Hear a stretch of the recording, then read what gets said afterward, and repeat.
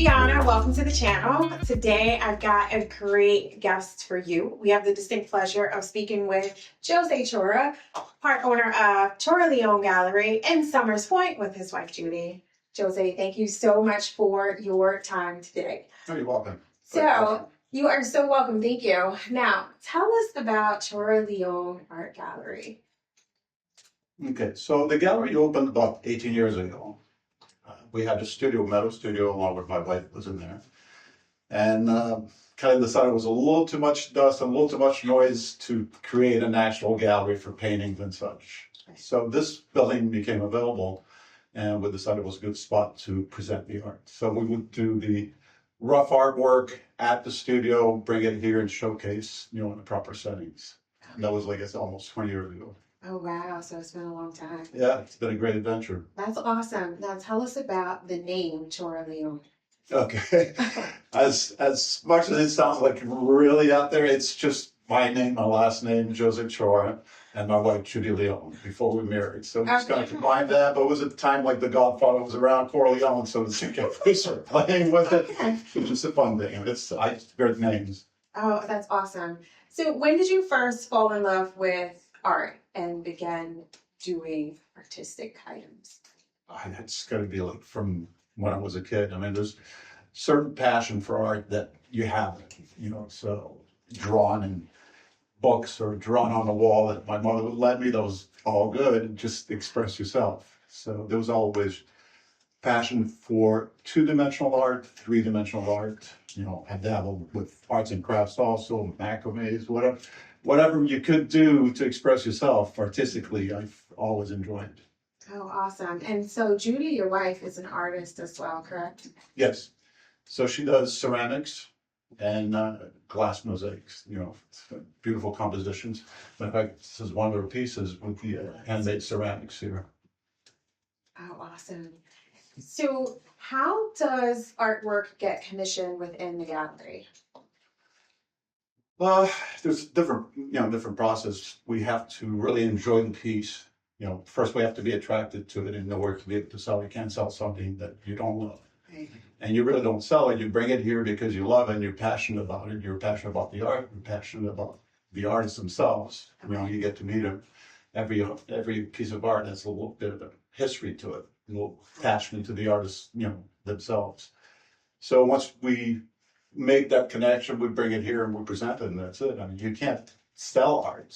Art sells itself. Right, You exactly. come in, you love it, you buy it. It's like, I'm not going to tell you to take this home. Just fall in love with it. Right, exactly. Okay. So tell me about Judy, who I have befriended and become friends with. How did you and Judy meet? So we'll go back a long time, going back 30 years ago. It was a local restaurant bar scene type of thing. We were both there for a Monday night football game and just started talking. Eventually led to art conversation. She was an art graphic at the time. And so there was like a common interest, common bond in there. And so we became more and more friendlier, started like a relationship. And from there, we actually ended up getting our first job. Someone was asking to design a restaurant in Hawaii. And we just jumped right in. Oh, She wow. had the ability of, concepts and the graphics. And with metal experience that we could fabricate. So we designed the whole complex. And that was our first big job. We just jumped right into it. And from then, it was like, kind of like, well, there's something here, So we just expanded on that from that huge first experience. Going to Hawaii, setting it up for the restaurant, getting all these pieces made. And so what really pushed us towards it was more a commercial environment. Okay. Creating an atmosphere for restaurant. So you have that, and so understanding what you're creating, what people get out of it, kind of translate into individual pieces. Okay. Oh, that's so awesome. What a great experience that is. It was. It's like I have like great memories of that. We can't believe how quickly that just went. Right. jump in a deep end type of thing, you know, and then figure it out. And so how did you and Judy come to have this building here in Summers Point? So we originally, there was an architect in the back here, he was a friend of ours, and we did a collaboration piece with him, which is the Longport Monument. So I worked together with him, so I was very friendly with him. And I came to a Christmas party. And we just happened to be outside, kind of looking down, look at this cute little building in the same parking lot, and said, well, that would be a cute little gallery. He goes, what's available if you want? And that's from then on, I said, all right, let's do it. So yeah, from that Christmas party, looking outside the cute little building, became our gallery. And here we are almost 20 years later. Right, okay. Oh, that's so cool. And so when you're looking at art pieces, what is it that speaks to you initially when you see a piece of art? Well, it all depends because we have many pieces we have like encaustics, which are wax. I mean, you look at that, there's something about the medium that automatically drives you to a different dimension. You know, being able to paint with hot wax is interesting to start with. So perhaps in certain pieces, the technique or medium, you know, that you find challenging and we'll go with it. Other just certain paintings are the depth. You know, what you create with it, you create through dimension and you feel like you're there, even though it's like somehow a little abstract, it still has that magnetism into it that pulls you towards it. And so it's a feel. It's like you can't, you know, this piece is different, it's tactile, you want to touch it, you want to be part of it. I always want to touch this. Yeah, and the things with these that Judy started doing with the ceramics was, you know, the coral series, because we love to go on vacations and just snorkeling, and it's just like, so it's always a happy memory, you know, anything like that. So that kind of translates right away where it's like a very happy, energetic memory when you look at the piece, you know. So there's no real one-dimensional answer to what you're attracted to as far as art is concerned. I have so many pieces that something in it attracts you to it. Right, and gives you a different feeling. Yeah, yeah. And that's when we travel, you bring all kinds of different pieces, you know, from all over because he spoke to you, but then again, you have a memory attached to it now. Right. So. Okay. And so when you're traveling, do you ever find artwork that you will display here in the studio? Not display. So we'll bring the artwork for us to enjoy. Okay. With the gallery, we're really focused on like more or less local artists, helping the local art. You know, primarily the gallery was to display Judy's artwork and mine. So it was a combination for us. And then we decided, well, we tried to sell some of the artwork from various artists in the area since we love them so much. Okay. You know, and they work well with our art also. It's, you know, it's a great marriage of art that's here and ours. It complements each other. And you expose the artists. And there's so much talent here in the area that, you know, why not? Okay. Right? So you just explore that. And the more you go out socially, you meet new artists and then you kind of look at their pieces and you go, oh my God, where have you been? Right. You know, it's like, you don't know. And it's like, and a lot of the smaller artists that haven't been showcased by other galleries are shy about it or like intimidated. You know, it's always, as an artist, it's hard to sell yourself. I mean, that's what you're doing, you know. Okay. Unless you're a very aggressive person, you know, the type A, it's like, it's not going to work, you know, because you have to sell yourself. Right. So we try to bring those that bring us joy through their pieces and then just expose their artwork and hopefully make them, you know, some sales for them. Yes, exactly. Okay, so that resonates with me because it's the same in real estate. Realtors, you really need to sell yourself and let people know who you are and how you work with your clients and how you can support your clients. Right. For local artists, how do you find local artists and how do they get in touch with you? Well, it's a small network, really. It's we've been around long enough that people know of us. Okay. You know, we work with designers in the area. We have, you know, a big influence in the area as far as designs are concerned. So that way, or just going by the gallery, traveling nearby, and you see the artwork, stop in. You know, my wife is more into like social media. She'll, you know, do a lot of exposing on that. Okay. Word of mouth, you know, it still works.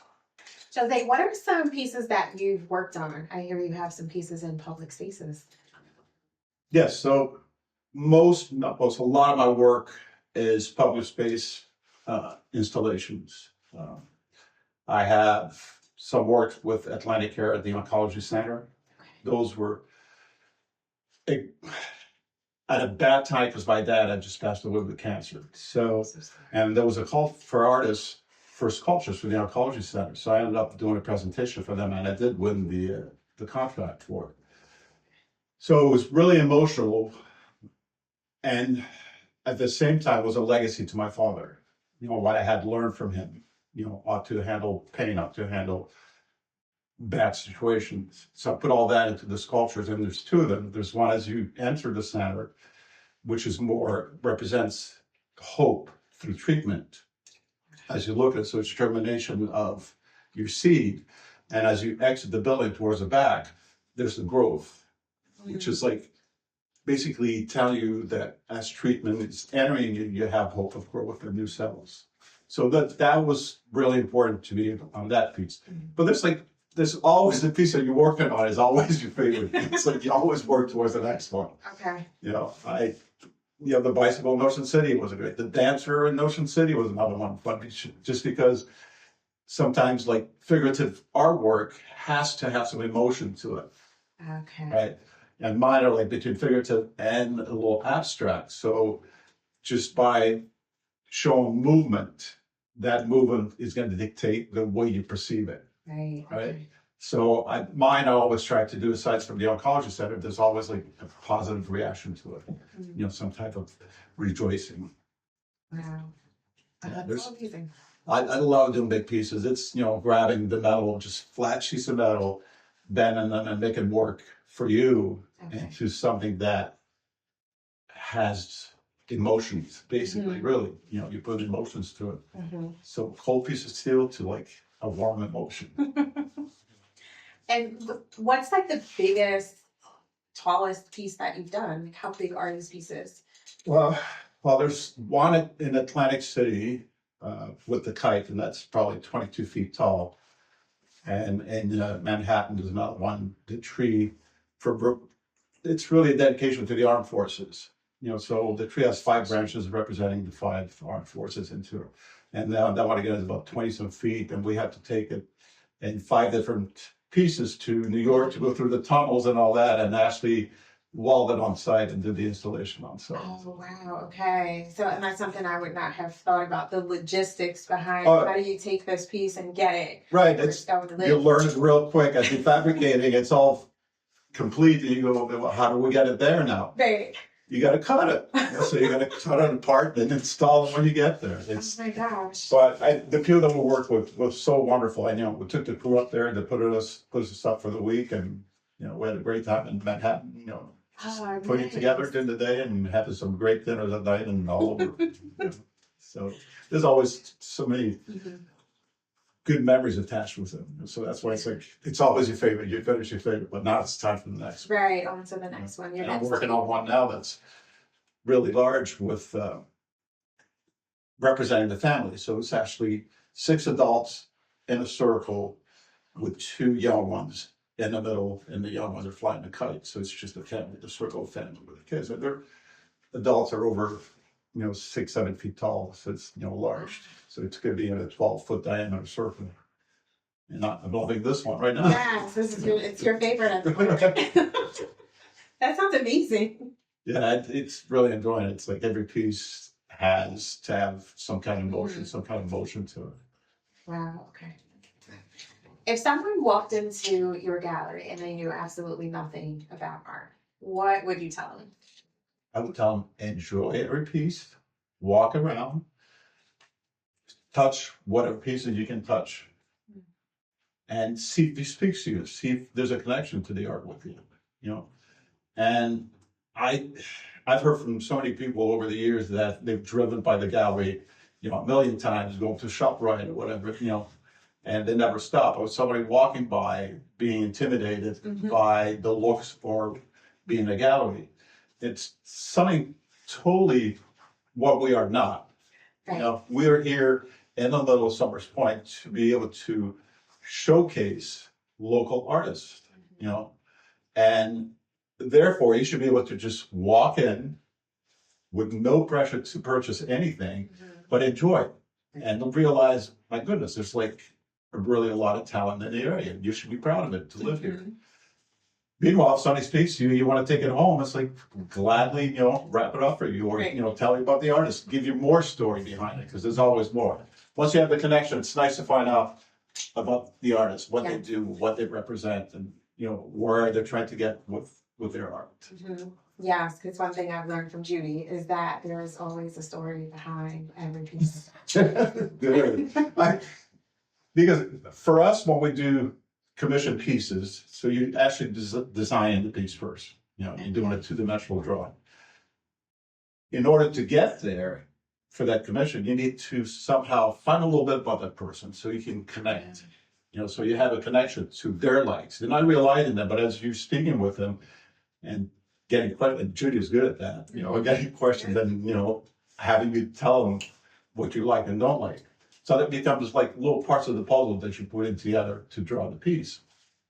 And you make stories with them. And there used to be, years ago, we used to make what they call party girls that Judy would make with glass mosaics. And we'd give them names and we'd give them jobs. So that was Lelania from Toronto that she'd visit. They all had stories. We'd tell the people stories. They were so much fun. That was like the days where you could be carefree and just create little snapshots of what what the creation was like. Oh man, that's a good story. Those are fun, and it's and stories we had about earlier shows, doing shows, and being 200 degrees outside and walking around with ice packs in your head because that's part of growing up. You go through all the emotions presenting your art into art shows and realize how hard and difficult it is to travel with all that art and setting it up. Yes. Okay. Something I would think about. Oh my gosh! We used to do shows in New York or in the Hamptons, and we take this. We used to call the love bus, this big bus that we transform into this makeshift setup scenario for shows. Going through New York, breaking down, having to have the truck actually towed out in New York into a flatbed and drive us into the Hamptons. Bus on top of the flatbed. Wow. So they were adventures in art, feeling like gypsies back then. Oh wow, that's awesome. Yeah. Oh my gosh. So I'm one of those people that has lived in Summers Point over 20 years. I've driven by here a gazillion times. Right. And so it took me a lot of years later to finally stop and walk in. And to your point, it's very warm in here. And Judy gave me some history of some of the pieces, and we just talked about art. So that really piqued my interest, and it increased my interest in artwork. So it's always fun to come and see the pieces that are here. So what finally made you break that mold that you weren't stopping? Why did you stop that day? That day, I was running errands, and I didn't have anything else on my schedule to do, and I happened to be on this block. And I said, oh, it says open. They're open. Okay. I said, you know what? Today is the day that I'm going to go in because I am a Summers Point resident. I should know what the gallery is, but I have no idea. So I literally had to go around the block and come back. Right. And I parked and I said, I'm just going to do it. I'm just going to walk in because I like art. I like to draw. My children like to paint. And I want to see what is this art gallery in Summers Point really about, because it's been here forever and I drive by it, but I don't know anything because it is slightly intimidating, just the word gallery when you're a person that's not an artist. Right. Yes. And so I just decided one day that I was going to come in because I wanted to know what the gallery was. And it was a great experience to be able to just walk around and look at the pieces and then to talk to Judy about the different artwork. And so we stayed in touch, and I've been here many, many more times. Yeah, so I'm glad you did it. See how easy it really is? It was so easy. It seems so hard at first. It does. It was oh my God, such a big step to walk into the gallery. Yeah, very daunting. So many fun pieces. There's so many different pieces to look at and just enjoy study, and maybe if it's another artist, get them to be more progressive into their artwork. That's the other thing too. If you're just an artist, you want to go around and browse and see what other people are doing or get you creative juices going. Speak to Judy. It's if you're an artist, maybe she'll, often, a lot of times, she'll guide someone and do, artists just into, why don't you try this? try that and challenge yourself, and then come over and bring it. Because of course we know what people like this area. After all this time, 30 years into doing artwork in the area, we know what someone is looking for. And it is really area-driven kind of thing. So if you're down the shore, you're definitely attracted to more vibrant colors than if you're in the city. Okay. Subject matters. Julie's twin sister used to do a lot of the underwater paintings. I mean, we used to sell a lot of that. It's such a great feeling. The colors were good. I think a lot of people are attracted to water. If we weren't, we'll be living by, Right. water. So there's something about water that I know it does for me. Mm-hmm. I was born in Portugal. I've always been by the ocean.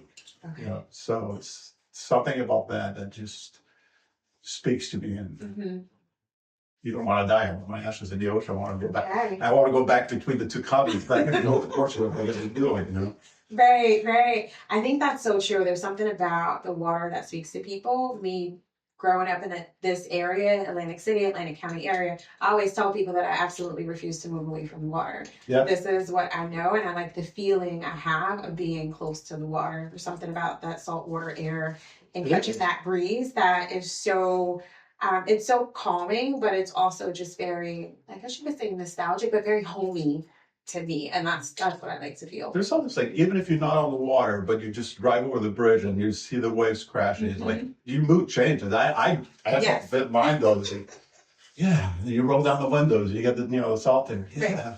And so for anyone in the area or anyone outside of the area, we get a lot of people that vacation in Summers Point, Ocean City, Margate, Atlantic City. Right. How can they find Chora Leone online, and do you suggest that they come in, take a look at the artwork that's here? Oh, absolutely. Anyone, even if you're not looking to buy art, if you just want, Sunday afternoon drive and you're looking for something to do, I think we're on TripAdvisor too, that, it's suggested to visit here for the area. It's like, so online, Judy's on Facebook. We're trying to get a lot more into the different platforms. Okay. But just stop in. You see the sign blinking, it's open? Yes. Just pull in and visit. Okay, awesome. Thank you so much for thank your you. time. I really appreciate the candidness, the honesty, and the conversation. This has been great. Thank you. Appreciate it. Thank you for having me.